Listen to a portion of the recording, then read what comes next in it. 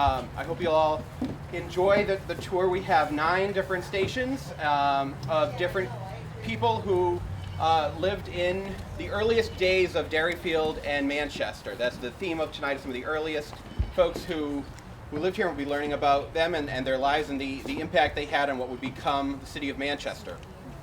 In a few minutes, we will explain how the evening will work and break you up into your individual groups. If anyone has not checked in yet, though, while I'm giving my... She's the one that we be speaking. Just ignore me. So welcome. We are here to experience the John Stark tour walk. We're starting with Margaret Knight, and I'd like to present her.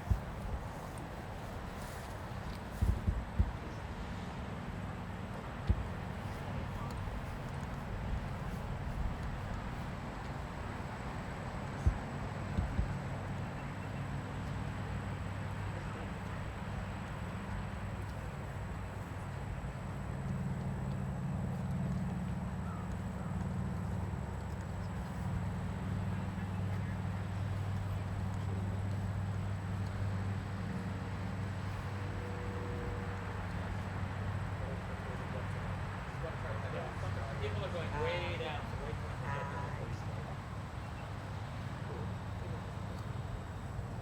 We don't want people to hear the bell and start running.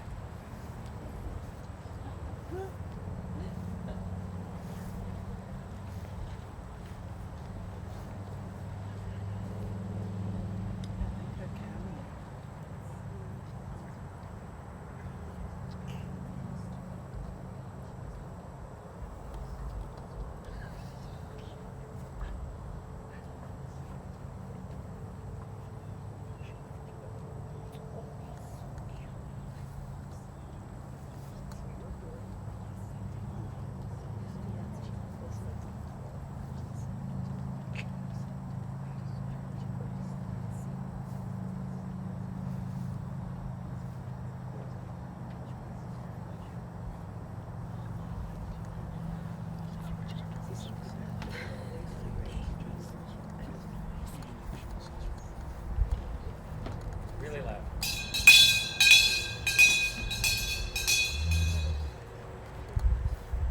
Hello, my name is Margaret. Oh, Maddie Knight. And I am a young inventor. As I often did, I was carrying a hot lunch to my 2 older brothers, who worked as room bosses at the Manchester cotton mill. Then it happened. I saw a speeding shuttle fly out of the track. The shuttle hit the loom tender with such force that the sharp-pointed steel tip cut the operator severely. The year was 1850, a time when industrial accidents were common. I was deeply disturbed by this incident that I had just witnessed. I kept thinking about how the accident might have been avoided.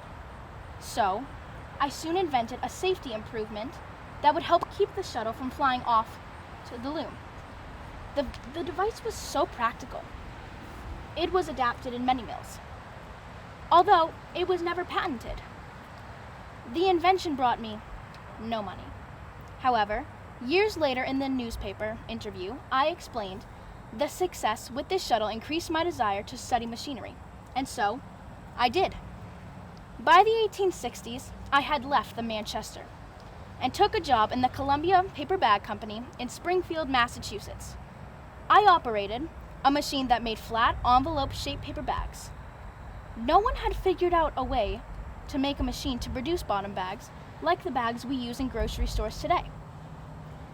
At night in my room, I worked on an idea to perfect a machine for making square bags in 1871. I hired a mechanic to make a working model so that I could register my invention at the U.S. Patent Office. However, someone else patented the identical machine only a few days before I did. I later found out that the man had spied on my mechanist who had made the model. Using my original drawings and diary entries, I proved that I was the original inventor and won the patent. As a little girl with my father's toolbox and my sketchbook, I could make almost anything. As a professional inventor years later, in my own Boston shop, I was responsible for over 80 patented devices, nearly all of which were improvements for a factory's machine. Thank you.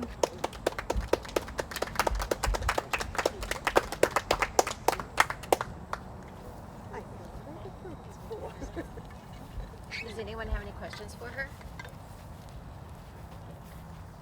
As your character, did you have other sisters or just the two brothers that were overseers in the mill? Did you have sisters? I'm not too sure, I can't remember. But I think asking the Mill Yard Museum, our friends at the Mill Yard, I think they could give you the right answer. Good Of course. How old were you when you invented the shuttle protector? I was very young, I would say. I was definitely very young. But again, the Mill Yard Museum, they know a lot. I do have to know. You were 12. 12. Wow. And it was a pretty severe. The lady that got hurt, it took her head off. Oh. The shuttles go about 30 miles an hour.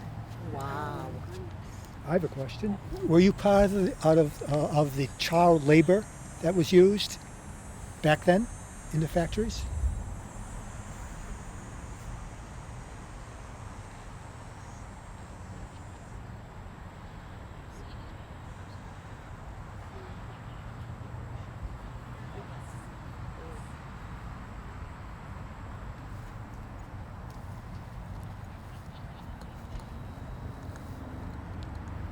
No workers were new to this kind of work, so they didn't really know what kind of dangers existed. So the children and the women were kind of guinea pigs, and the men too were kind of guinea pigs to set the pace for future generations. Did women at that time have difficulty getting patents versus men? Yes. I was wondering about that. Do you know how many patents you ended up having by the end of your life? It was over 80. Wow. Well, you must have been absolutely brilliant and super intelligent. Thank you. Wow.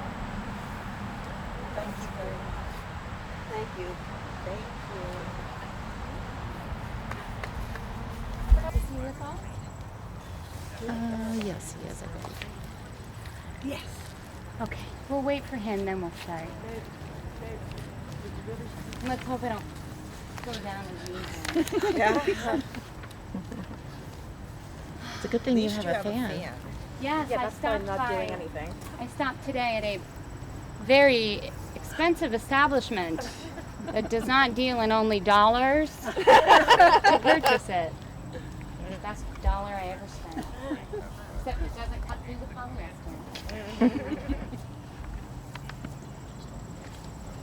I am Elizabeth B. Stark, great-granddaughter of General Stark.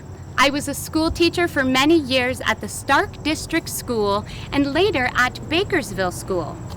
I was a member of Grace Episcopal Church and the daughter of the American Revolution and served as one of the organization's first vice president. I was also a member of the New Hampshire Society of Colonial Dames and was a life member of the Williams Women's Aid Home Society. It was once written of me that my purse was always open in the cause of charity.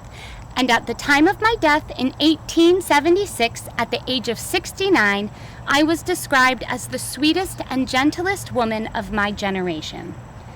I passed away in the same house that I was born in.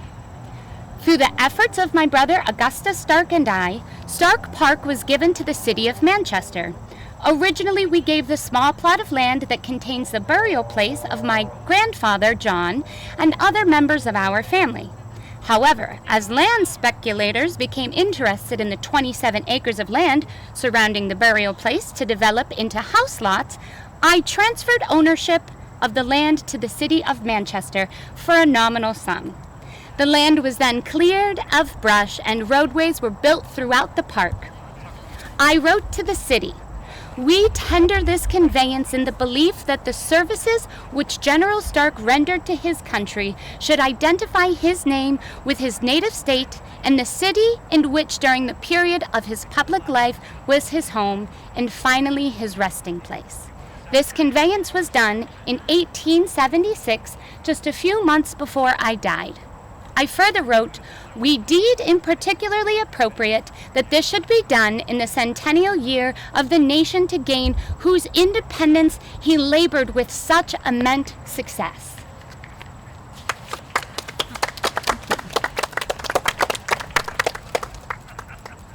Did you know that the house that I was a teacher of is now, it's right up there, and it is still, the building still stands, but people live in it. Although they might teach their own children there, I don't know. But it is still standing. Is that the single room schoolhouse? I believe so. I haven't been in it, but I am 98% sure. Right next to it. Yeah, you do? Oh, that's so cool. You're very close, right? About Yeah. a mile away. So cool. I was also reading about myself that I was very interested in making sure that my family's possessions, being of historical value, that they continued to be relevant and to maintain their authenticity, if you will. But it seemed like it wasn't going to happen. But the year of which I died, it happened that the New Hampshire Manchester Historical Association started up, and we gave them the goods that were our family, and they're preserved, which I thought was really interesting. Thank you, Google. So the house where you lived and died, is it still standing? I don't know. Do you know? I do. There is a You there know. is Oh. a house. Okay, go Yeah, ahead. you know the brick building, the big brick one up here, where the bishop lives, the bishop house. Oh, yeah. That belonged to Mr. Trudell, and he bought the property. There was a house there before that John Stark Jr. had built, and that's where you lived. And that one, I think it was torn down, and he built his the brick house there, big mansion there. Oh wow. And we have an article from, I think, 1932, where he was going to have a room in the house as a Stark room, but I don't know whatever happened with those ideas, because Trudell is not there, and the diocese owns the house. If it was a Stark room, it would be very bare. You could just edit that one out. So punny. Thank you all so much for joining me. Thank you. Thank you. I didn't go down, so I'm very grateful. Swoon, you need a swooning I couch. have a weak constitution. I may swoon. Thank you. Thank you. Honorable John Goff. What a difference 10 minutes makes. The first group I had to squint through the sun. Let me tell you a little about myself. I am the Honorable John Goff, son of John Goff, the town clerk of Londonderry, New Hampshire, and Hannah Parish, who was from what is now Nashua, New Hampshire. My grandfather, also named John Goff, emigrated to New England in 1662. I was born in Boston in 1701 and baptized in the Old North Church under the ministry of Increase Mather. As a young man, I was a hunter and trapper in the woods of New Hampshire. I married Hannah Griggs of Roxbury, Massachusetts on October 16, 1722, and we had a family of 8 daughters and 1 son. My family and I moved to Derryfield, New Hampshire, now called Manchester, in 1734. I was very active in the colonial wars. On April 16, 1725, I was with Captain John Lovewell on my 3rd and final expedition against the Abenaki during Dummer's War. I was left with a small garrison at a fort built at Ossipee before Lovewell's fight near the Abenaki village within what is now the town of Fryeburg, Maine. In 1744, during King George's War, I became a captain of scouts, snowshoemen, and led a company protecting the frontier of New Hampshire against Indian attack. At the outbreak of the French and Indian War in 1754, I rejoined the New Hampshire militia and served in Joseph Blanchard's regiment. I saw action at the battles of Lake George, Forts William Henry, Carillon, Ticonderoga, and Montreal, during which time I rose to the rank of colonel and became the commander of the New Hampshire Provincial Regiment. After the war, I became the commander of the 9th New Hampshire Militia Regiment. Although too old at age 74, at the outbreak of the American Revolutionary War, to take command of troops in the field, I was an avid revolutionary, serving in the provincial legislature and becoming the first probate judge for Hillsborough County, New Hampshire. I passed away on October 20th, 1786, and I am buried at the old graveyard in Bedford, New Hampshire. I was pleased to witness the creation of these United States before my death.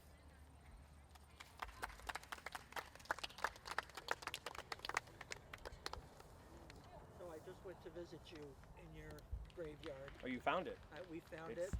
kind of hidden. I had a woman come up as Abigail Adams for my Cathedral of the Pines event. I'm a state regent for DAR, and she was related to John Goff. And so we went out and we found his... You found it? Now, I asked the last group and they didn't know, but are they taking care of the gravestone? It was broken and they put it back together. Okay. Okay. Wow. It's a beautiful place. If you ever... Where is it? It's off of Route 3, quite a ways, and it's just a little sign on the side of the road, and you walk through pine trees to get up there, but it's gorgeous. It's a gorgeous place. Back River Road. It's a back river road. Yeah. Yep. Is it Goff, the G-O-F? Yes, G-O-F-F-E. And my father, John Goff, and his father, John Goff. So your son's name John? Back River I Road. heard you say you had one son. I had one son, and it's been so long I can't remember. I believe he's very good too. Is it down past Target and all that? It's on a residential road, but it comes out to that. Oh, maybe that street right before it at Dunkin' Donuts? Yeah, that's River Road. That's It goes back out River there Road. somewhere. Did you ever have any injuries during all these skirmishes you were part of? None so bad as to have to worry about. Or I'm sure they would have reminded me of it. Duncan's. Maybe that should have been the name. Yeah. Did you have a... That there's a female president.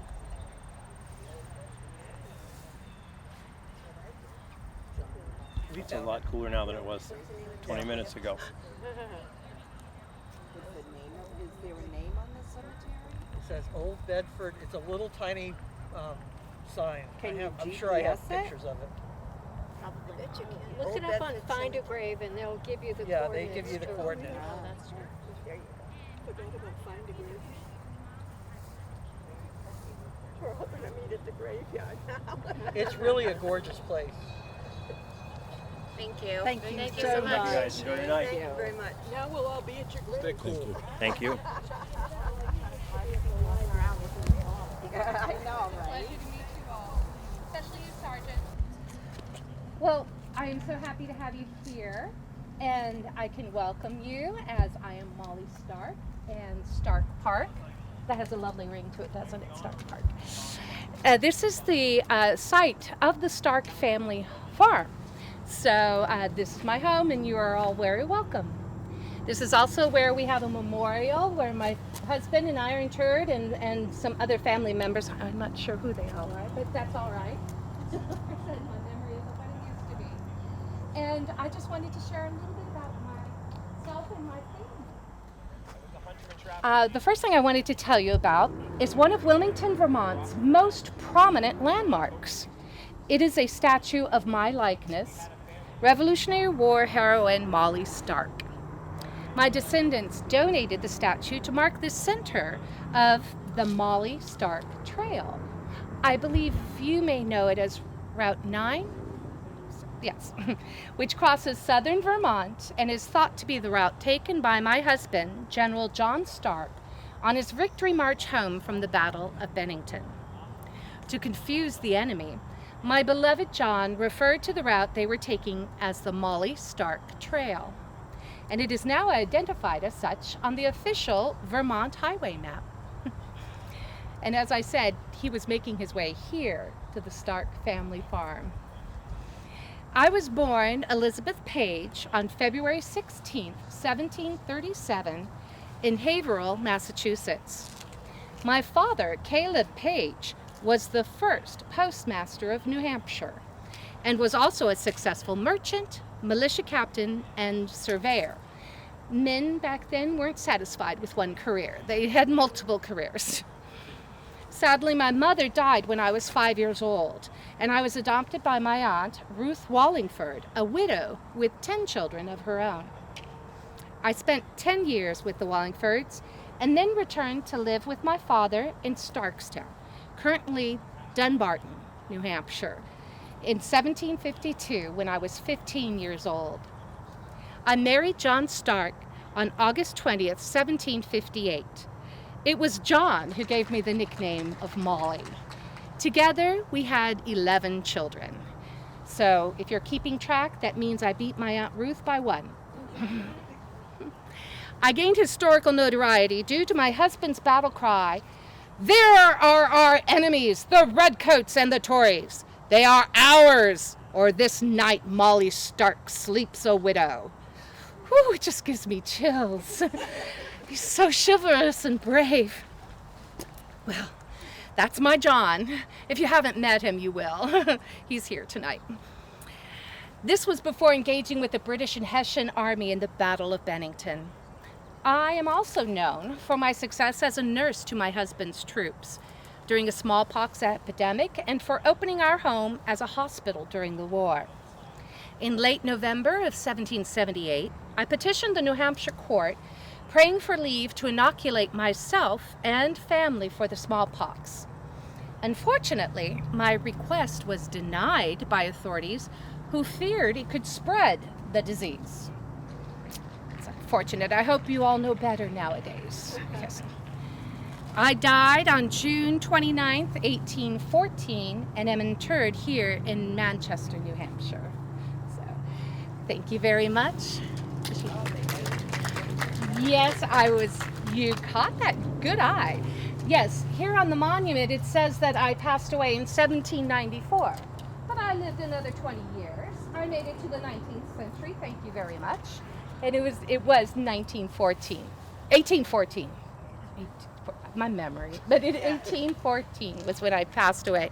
My husband passed away a few years later. They say it was of a broken heart. It better have been. So thank you so much. June 29th. Oh, we have something, well, in common, sort of. That was my new birthday, into my new life, yes. Well, it's hard to erase granite, I think. So I don't know why. Or perhaps they just find it an anomaly. They do have it on the plaque down here. It is correct. It says 1814. And it has been verified by historians who told me tonight.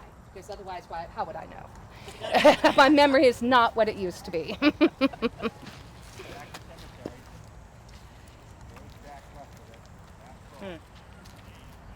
Very interesting. That's a project somebody should look into fixing. You would think. How long you lived in Dunbarton? I do. Let's do some math. Let me see. I was 15 when I moved there, and I married my husband 6 years later. So perhaps my husband and I lived there for a time. We know it was at least 6 years. Yes. So. And it's still called Is it? Yes. Good. Very nice. Have any of you visited? I heard that the family home in Dunbarton is now a tavern. of sorts? Molly Stock Tavern? Yeah, I was going to say, is that what it It's is? a private home now. No, it's right on the corner. Yeah, at 13. There is a Molly Stark Tavern. Yeah. Yes. But there is a Molly Stark house too. Okay, Oh, all right. okay, so there are two. Okay, thank you very much for clarifying that. I'm glad to know I didn't She grow up in opens a it tavern. sometimes, yeah. Thank you. It's reassuring to me. I believe the Molly Stark Tavern has your cannon. Here's that- mine. Your cannon that John brought back to you. Oh yes, John is so thoughtful. He doesn't every understand. lady needs He doesn't a quite understand what ladies really like, but that's all right. Thank you. Thank you so much. Thank you. Thank you.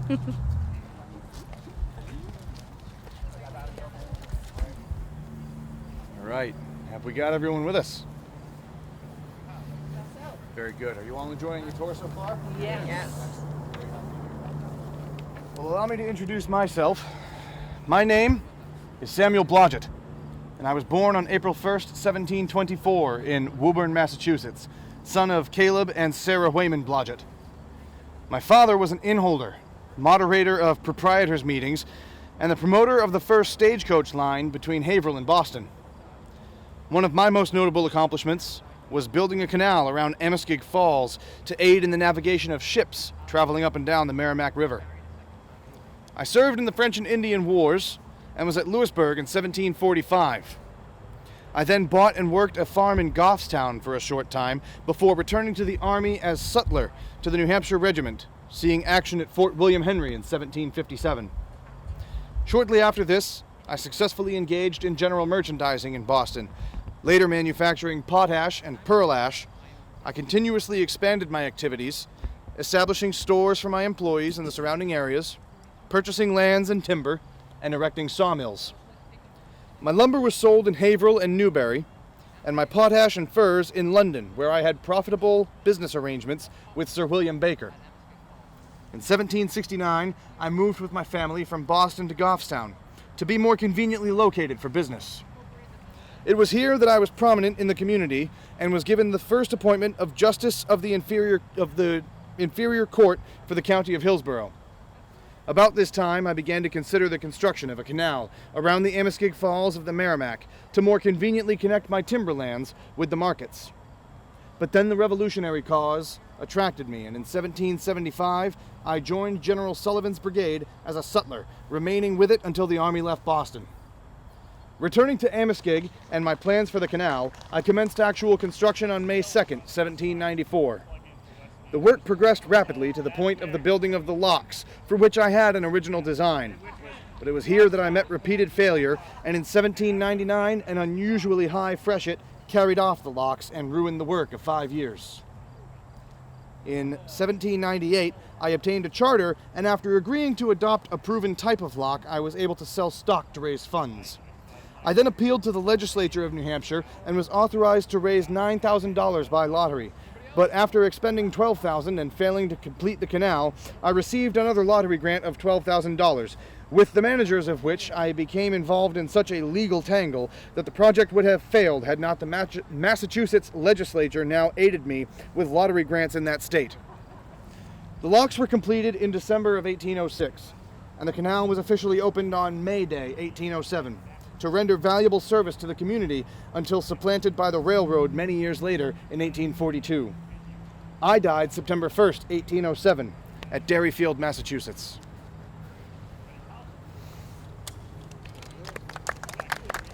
Thank you. What is a sutler? A sutler is someone who serves the Army by supplying goods rather than by serving in actual combat. Absolutely. Fun fact, I learned that about 10-15 minutes ago. I just learned it 2 seconds ago. All right, there we are. We're all learning things tonight. It's a beautiful thing.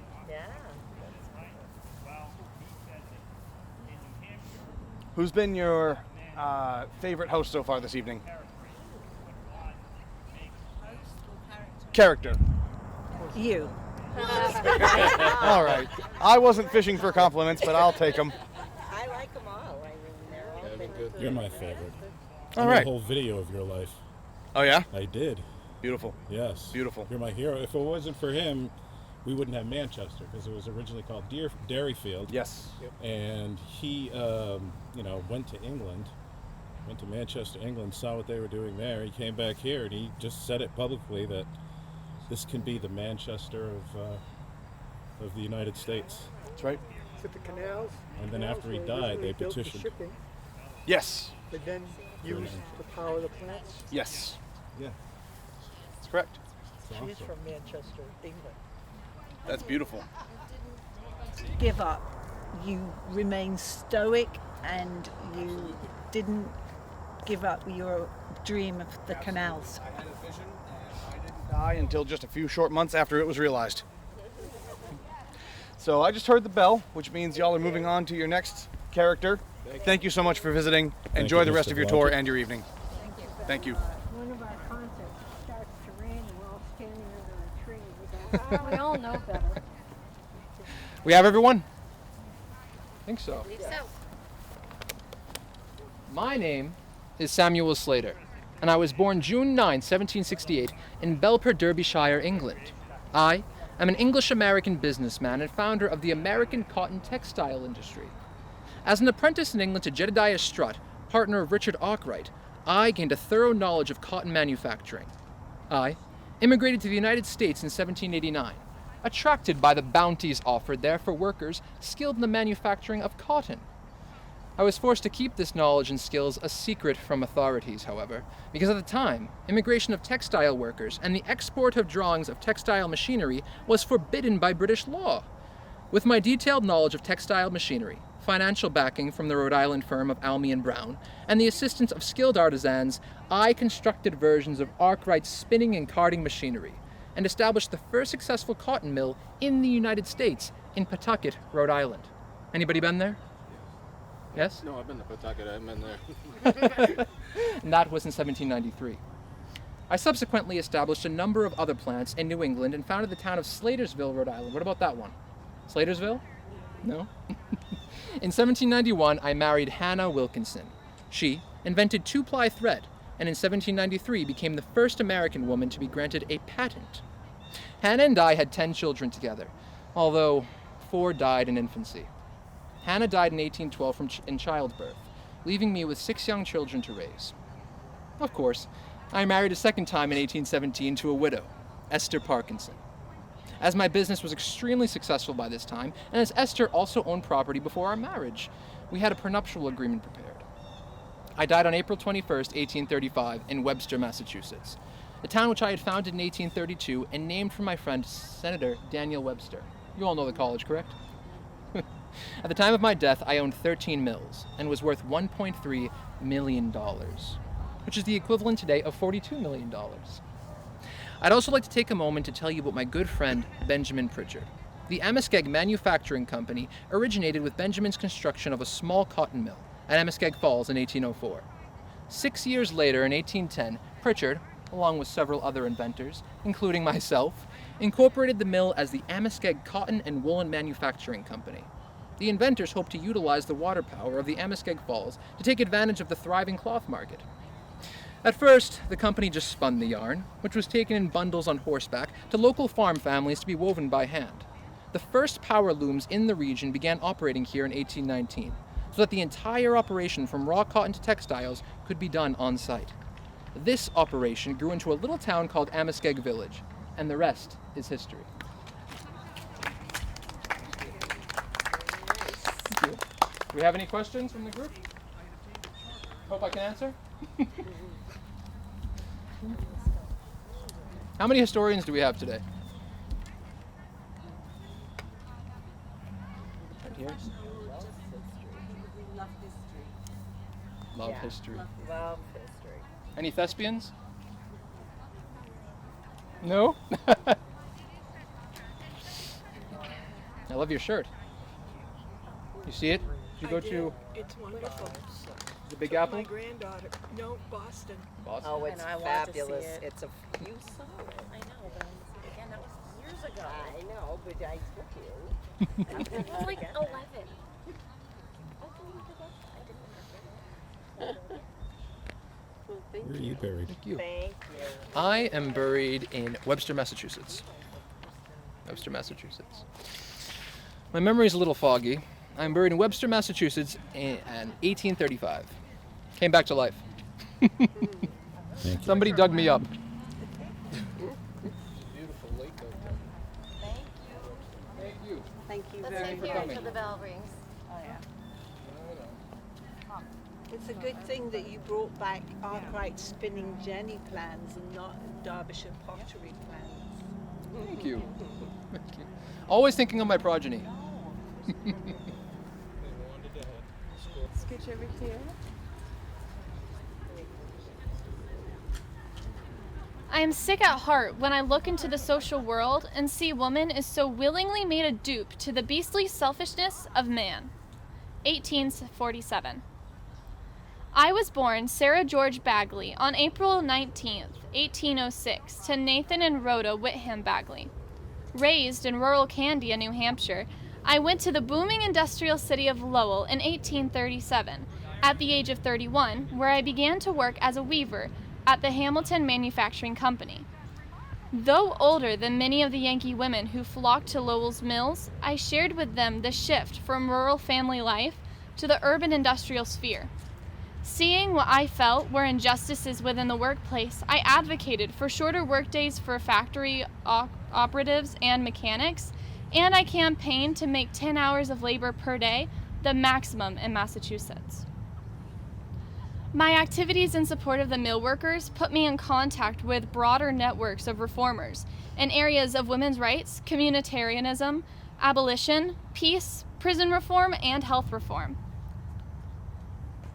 My coworkers and I became involved with middle-class reform activities, demonstrating the ways in which working people embraced this reform impulse as they transformed and critiqued some of its key elements. My activities within the labor movement reveal many of the tensions that underlay relations between male and female working people, as well as the constraints of gender that female activists had to overcome. Between 1837 and 1848, my view on the world changed radically. The record of my experiences as a worker and activist in Lowell, Massachusetts reveals my remarkable spirit. Condemned by some as a rabble-rouser, an enemy of social order, many have celebrated me as a woman who fought against the confines of patriarchal industrial society on behalf of all of her sisters in work and struggle.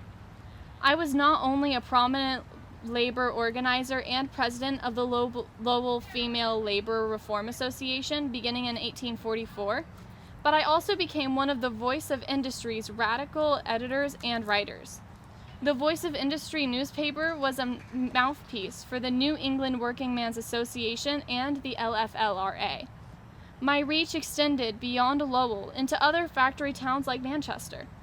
My goal in traveling to these places was to help establish new female labor reform association branches, hoping that women workers across the Northeast would band together to improve their lot.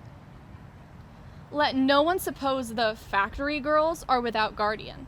We are placed in the care of overseers who feel under moral obligation to look after our interests. 1840.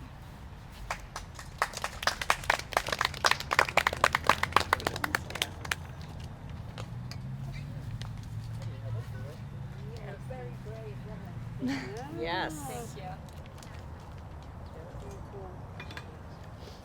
Before you campaigned for a 10-hour working day, what was the usual working day for the mill workers? I don't remember exactly. 200 years is a lot. But, 16. There we go, 16. Yes. A lot to do. Thank you.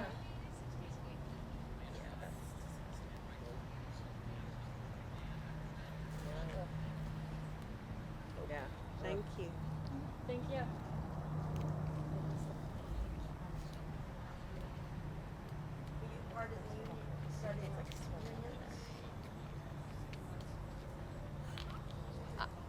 She was a lot part of it, yes.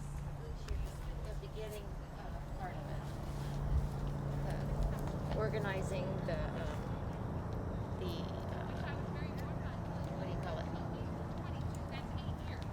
rebel against the company. Yeah. The strikes. Picketing Yeah. strikes. Oh, strike. Oh. She was very instrumental. I wasn't very popular, that's for sure. Did you ever marry? The men especially didn't like me, so. Probably terrified of you. Yeah, she was really powerful. Nothing's changed. Sorry, guys.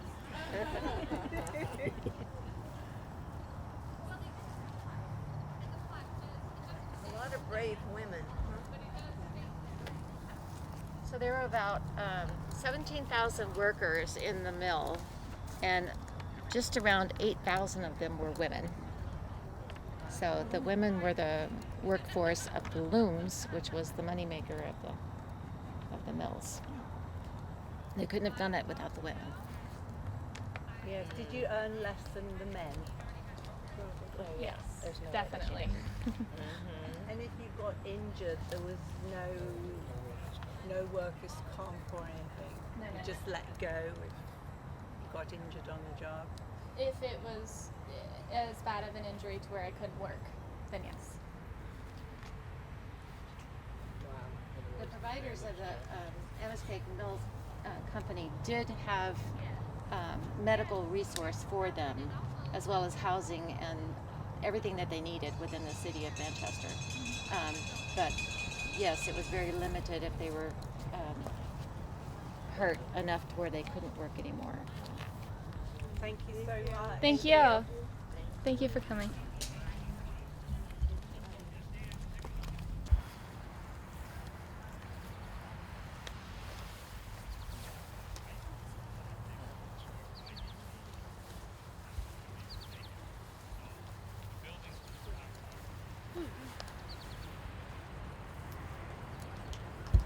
Are you all here? We are. Welcome! My name is John Stark, and I was born in Londonderry, New Hampshire, at a site that is now in Derry in 1728. My father, Archibald Stark, was born in Glasgow, Scotland, to my two parents who were from Wiltshire, England. My family moved to Derryfield, now Manchester, New Hampshire, when I was 8, and I lived here for the rest of my life. I married Elizabeth, Molly Page, and we had 11 children. On April 28, 1752, while on a hunting and trapping trip along the Baker River, a tributary of the Pemigewasset River, I was captured by Abenaki warriors and brought back to Canada, but not before warning my brother William to paddle away in his canoe. While a prisoner of the Abenaki, my fellow prisoner Amos Eastman and I made to run a gauntlet of warriors armed with sticks. I grabbed the stick from the first warrior's hands and proceeded to attack him, taking the rest of the warriors by surprise. The chief was so impressed by this heroic act that I was adopted into the tribe. The following spring, a government agent sent from the province of Massachusetts Bay to work on the exchange of prisoners paid my ransom of 103 Spanish dollars, and I returned to New Hampshire safely. From 1754 to 1759, I served in the French and Indian War with Rogers Rangers, first as lieutenant and later as captain. Made a colonel at the outbreak of the American Revolution, I fought at Bunker Hill in the invasion of Canada and in New Jersey on June 17, 1775. In March 1777, I resigned my commission, but when Burgoyne invaded New York, I was made Brigadier General of Militia. On August 16th, my hastily raised troops attacked and defeated British and Haitian detachments at the Battle of Bennington, Vermont. I was thereupon raised to the rank of Brigadier General in the Continental Army. I helped force the surrender of Burgoyne at Saratoga, New York in October 1777, and soon after served in Rhode Island and at the Battle of Springfield, New Jersey. The same year, I was a member of the court-martial that condemned Major John Andre, who served as a British spy. In September 1783, I was made a Major General. After serving with distinction throughout the rest of the war, I retired to my farm in Derryfield, which was renamed Manchester in 1810, where I died on May 8, 1822, at the age of 93. It has been said that of all the Revolutionary War generals, I was the one true Cincinnatus because I truly retired from public life at the end of the war. In 1809, a group of Bennington veterans gathered to commemorate the battle. At the age of 81, I was not well enough to travel, but I sent a letter to my comrades, which closed, "Live free or die. Death is not the worst of evils." The motto, "Live free or die," became the New Hampshire state motto in 1945.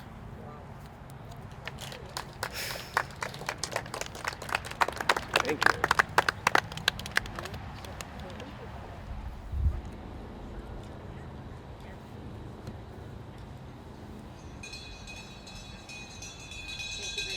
Thank you.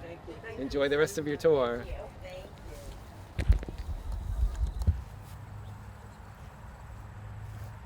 I move around a lot. Come on in. Oh, you want a picture? Yeah. As he just like rose well, hey. He's not arrogant at all. Did you not want this one? No, I'll get that picture.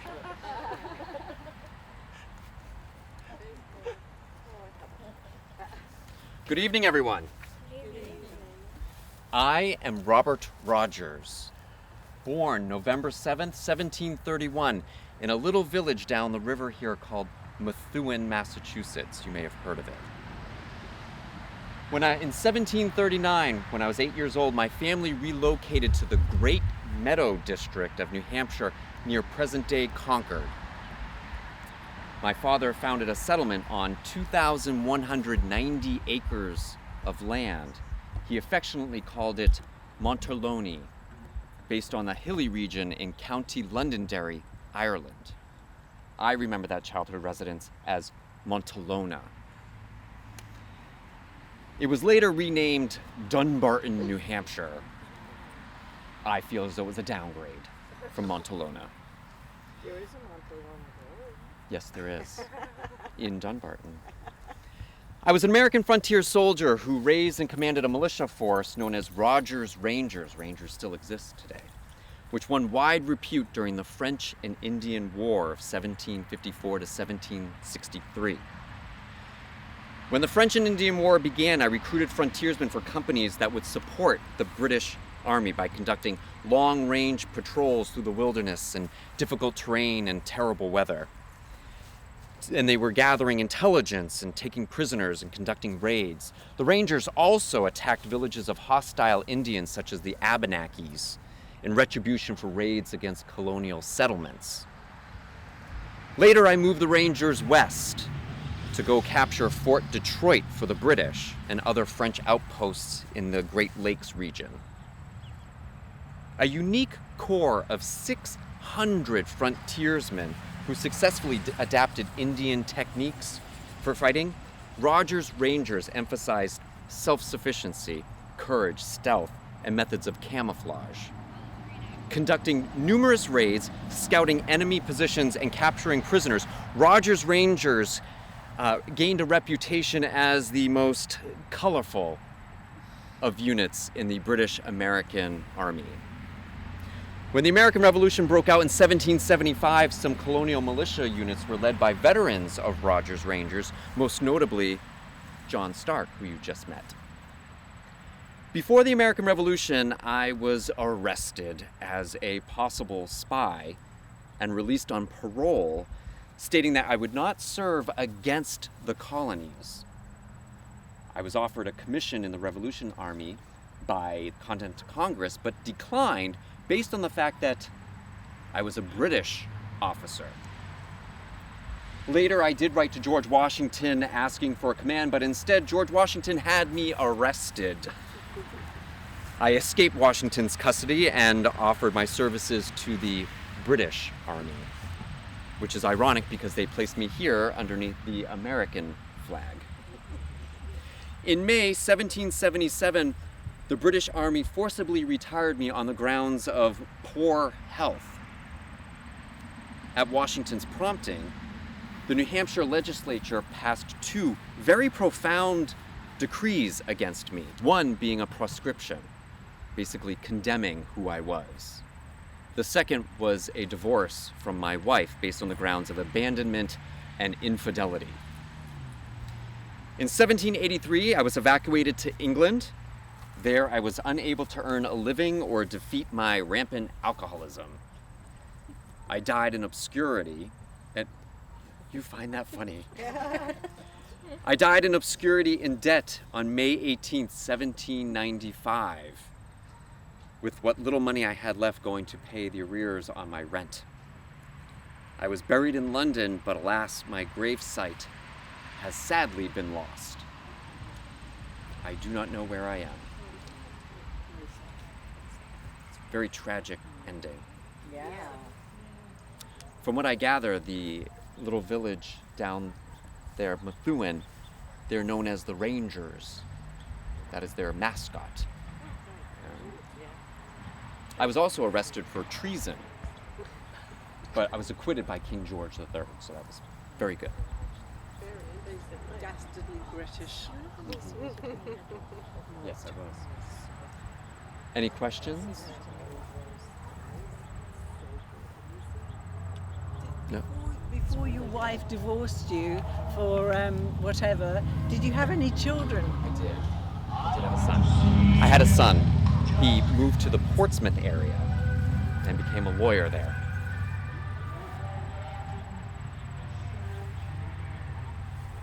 Any other questions? You having a nice evening? Yes. Good. Good. Oh, there you go.